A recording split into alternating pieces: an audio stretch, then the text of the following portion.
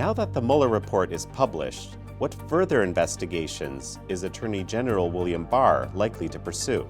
And what is the impact on America of the false Russia collusion narrative being so incessantly promoted by prominent congressional members and media, who both benefited or was damaged by this focus on alleged Russia collusion? And what new revelations can Americans expect as we approach 2020?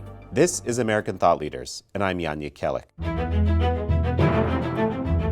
Today we sit down with Steve Rogers, a former Senior U.S. and Navy intelligence officer, an FBI Joint Terrorism Task Force member, who also headed the Criminal Investigations Division of a New Jersey Police Department for almost 2 decades. Today, he's a Trump 2020 Campaign Advisory Board member. We discuss the Mueller Report, the efforts over the past several years to undermine President Trump, and how at least part of this effort amounts to a scandal bigger than Watergate. Steve, excellent to have you back here on American Thought Leaders. Always a pleasure. Thank you for the invitation.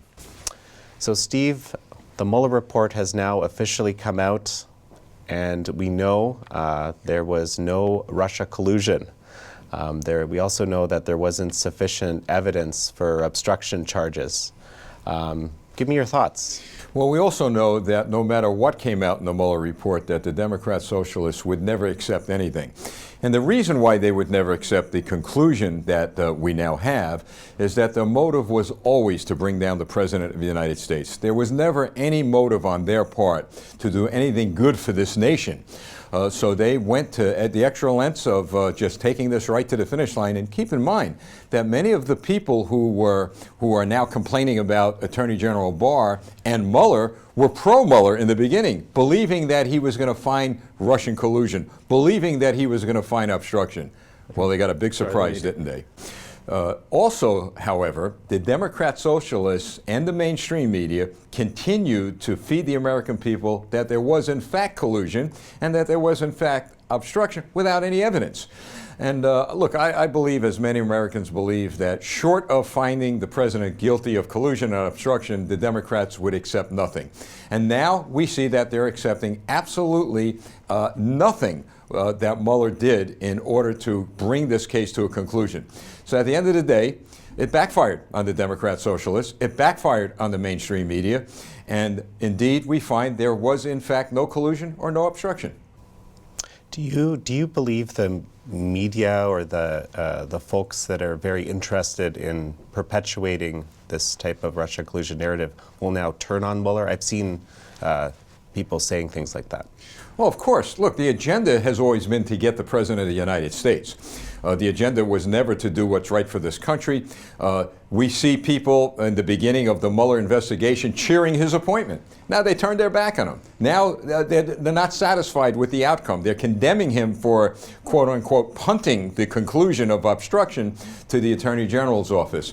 So yeah, I see the mainstream media. I do see the pundits and others in the Democrat Socialist Party now turning on Mueller because they didn't get the manufactured outcome that they expected to get.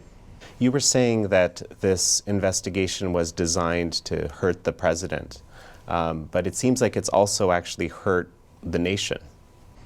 Well, it has hurt the nation. Look, if you're a foreign leader and day in and day out, 365 days a year, 24 hours a day, you're hearing the mainstream media and members of the United States Congress advancing a false narrative. Now, you don't know it's false. You know, you're in a foreign country. You don't know truth or fact from fiction.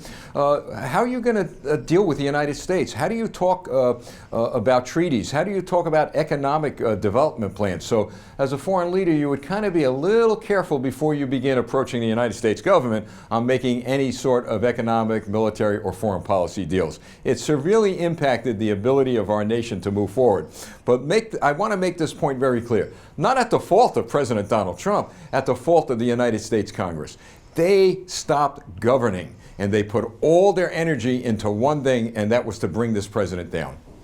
You know, you actually live in a small community in New Jersey, relatively small compared to New York for sure. What has the impact been on just, day-to-day life among the folks that live around you of all this? That's a great question, because the impact has been minimal, because the people, what I find very interesting, are focused on their quality of life. They're focused on their taxes. They're focused on raising their children and just living a good life in America. And they know they are, as a result of the president's policy. So when it comes to all that they see that's going on regarding these investigations, they want to put a stop to it. They're tired. They're numb to it. They just don't want to see this go on and on and on for another 2 years. And the Democrat socialists are going to make sure this goes on, but I'll tell you right now, it backfired already, and it's going to get worse for them if they continue down this road of obstruction and destruction. So Attorney General Barr has suggested that he's interested in looking at the genesis of this whole Russia collusion thing. Trying to find out its origins, how it started, and so forth. So what do you think about that? Well, as a criminal investigator myself for many years, you always try to look for motive. What was the motive of this investigation? What was the motive of a Russia collusion investigation? And the motive was never really to help the United States of America. I don't believe the motive was ever to find if there was, in fact, Russian interference in our elections. And I'll tell you why. Because they knew there was Russian interference. Obama knew when he was president and did nothing about it. So what was the motive? What were they trying to do? They were trying, again, to bring down this president. And the fact of the matter is that when you look at how they got the FISA warrants, there were lies. There was a dossier that was connected to Clinton. There was fabricated evidence, if you will. Nothing we could find at all was substantial evidence to bring a conclusion that they wanted to bring, and that was evidence that there was collusion and that there was obstruction. So look, the president was soundly criticized for calling this a hoax. He was right. And so we do certainly know from the Mueller report that the Russians did interfere. What should we do now? Well, the president's already taken actions against Russia. He certainly has sanctions against Russia. Don't forget, he expelled a good number of their people that were here working in their diplomatic corps. But what really bothers me, and I think bothers a lot of the American people, is what did Obama do when he found out there was Russian interference? Nothing. And I bring that up only because I think that people need to understand the hypocrisy of all this. When you have a Congress that is looking to destroy a presidency, they're going to go to great extents like they did here with President Trump. Why didn't they take any action against President Obama? Why? He was their buddy. He was part of the crowd. Donald Trump, President of the United States, is not part of that establishment crowd. And that's why when a person will ask me, well, what should be done? Well, he already took action, and I'm sure as time goes on, he'll take some more tougher action against Russia as needed. So Congressman Nadler is basically subpoenaing a whole unredacted version of the Mueller report to Congress. What do you make of this? Well, my take on that is this. They're going to be subpoenaing a lot of people. They're going to subpoena documents and records. They're going to make a living out of committee hearings with regard to this particular investigation.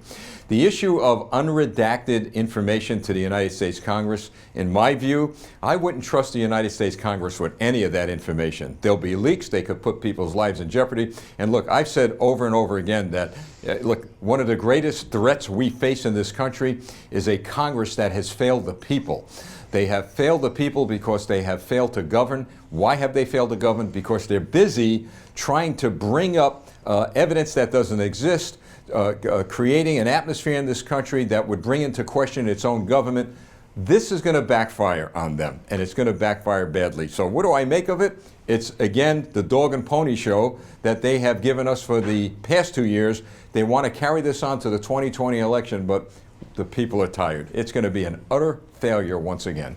We've been hearing about more and more about the investigators being investigated. Tell me a bit more about what you... All right. I believe from the beginning, in law enforcement, we have this term called the blue wall of silence.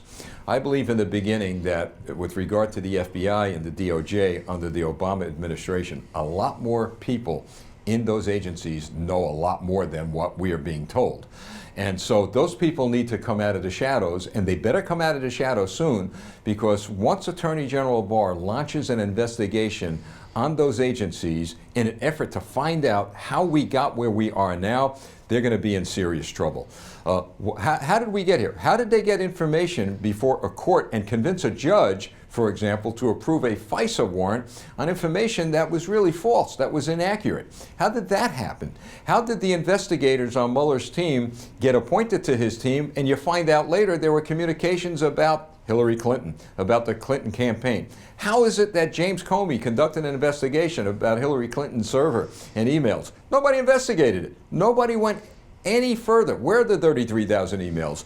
Remember the bleaching of the server. How did she get a server with top secret material in that server in her house? So this is why it's critically important that the Attorney General make people accountable. And let me add this. The Democrat Socialists have said all along they want people accountable.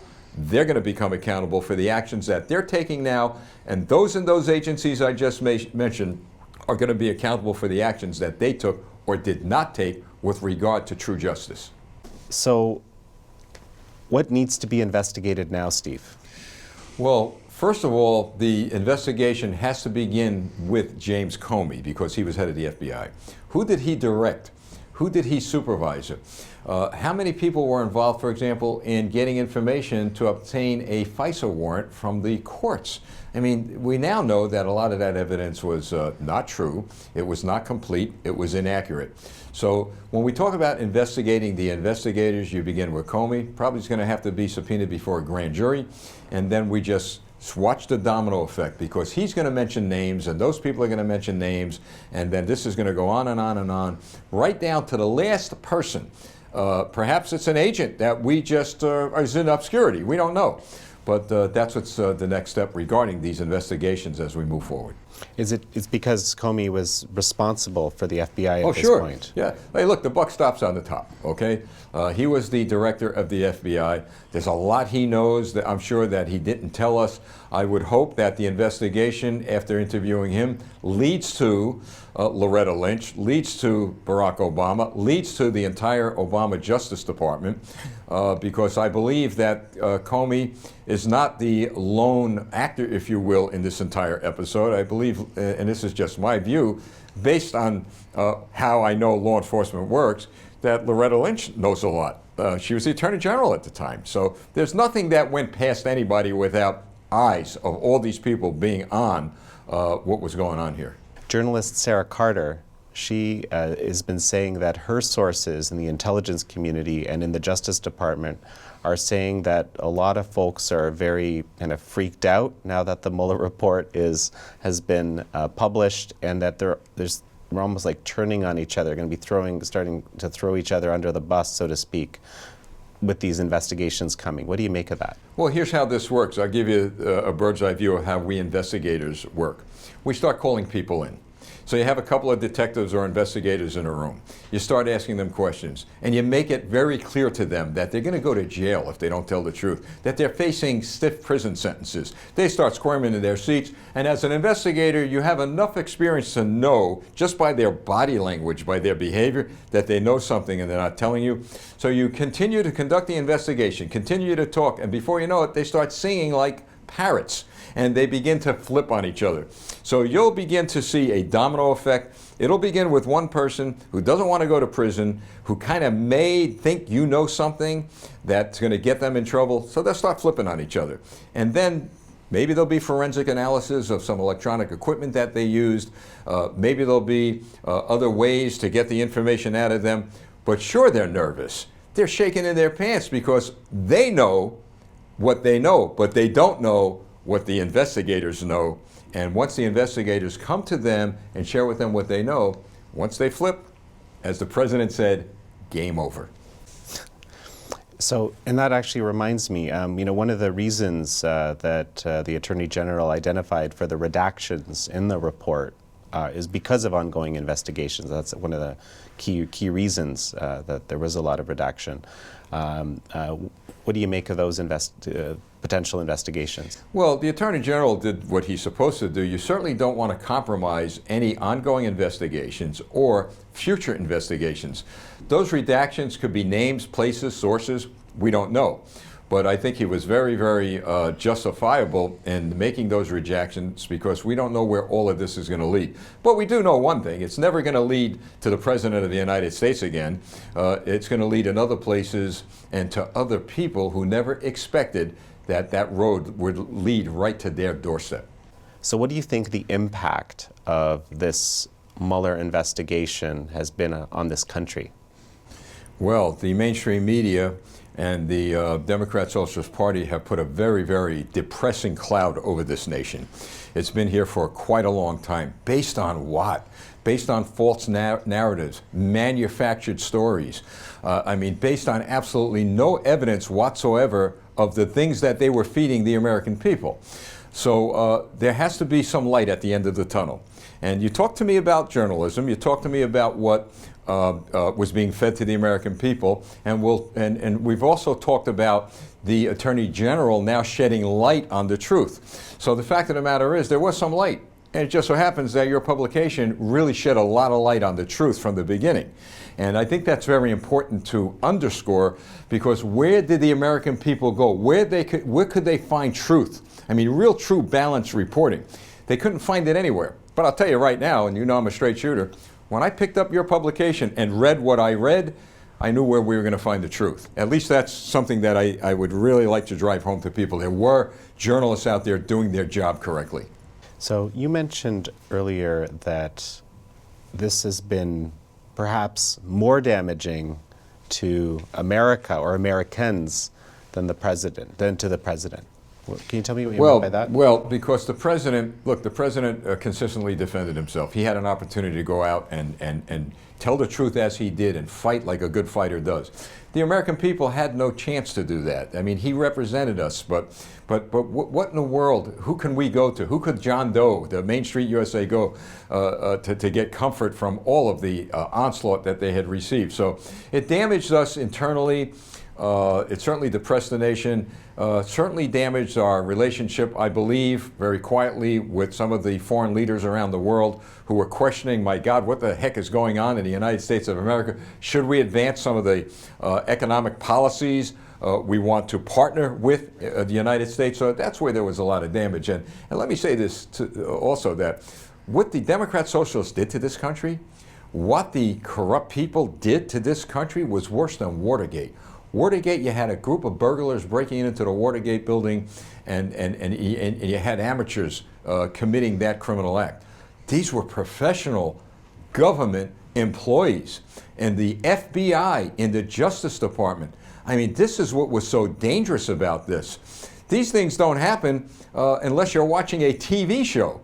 This was reality. This was reality TV, and very, very dangerous. This is why the president has consistently said, we must move forward and investigate how this happened so that it never happens again.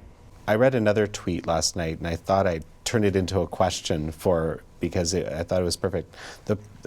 Freddie wrote, "It's just so crazy that there are people that want the collusion to be true." Want is in all caps. What kind of damage would that do to our nation? What do you think about that? Well, if there was collusion, it would do a lot of damage, because the President of the United States has been elected to protect the people of the United States. The President of the United States is there to protect the integrity of our democracy. President Trump has done that. He's protected the integrity of our democracy. He's protected the American people. So to think that people would want to see the president guilty of collusion because their own selfish motive was to bring him down, they've got to realize they would have brought down the whole country. They would have hurt this country and in effect hurt themselves. So this is why Freddie is right. It's crazy for people even to think that. Thank God we had a president strong enough and wise enough to do the right thing. And here we are today. Look, people would ask me, well, you know, is the president celebrating? You know what he's celebrating? A victory for America, a victory for the American people. We knew all along there was no collusion and no obstruction. But of course, when you're fed a lie so many times as the American people were, it does bring some doubt in the minds of a lot of people in this country. Now, there's no doubt. So you know what? At the end of the day, thank God it worked out the way it did. It's time to move on. So what's next for America? What would be a good outcome? You mentioned what you think will likely happen in coming days, but what would you like to see happen going forward? Well, a great outcome would be if the United States Congress began to govern and just ended this, because there's no reason to move forward with this. But that's not going to happen. So the outcome will be in the hands of the American people. We've got congressional elections coming. We have a presidential election coming. I would say to them, vote for the person who's going to commit themselves to governing, whether they're Democrat or Republican. Look, I'm a Republican, but I'm not going to throw a pitch for the Republican Party on your network. I'm going to throw a pitch for the American process. Get involved, run for office, but go vote. But vote for somebody who's going to look out for the best interest of the American people. They did that with President Trump. I do believe he'll win by a landslide in 2020, but he needs help in the United States Congress. That'll be the best outcome that we could ever really welcome. Steve Rogers, thank you. Oh, thank you very much.